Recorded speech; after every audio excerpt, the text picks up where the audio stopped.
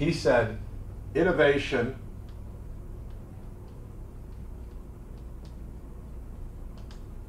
equals invention.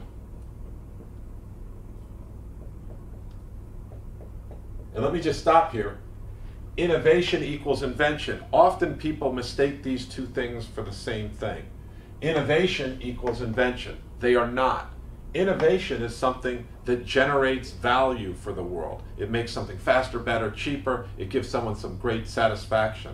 An invention is an idea, a technology, a patent. In and of itself, it does not generate value. So these two are not the same thing. And sometimes you see them interchange, and that's not correct. So innovation equals invention times commercialization.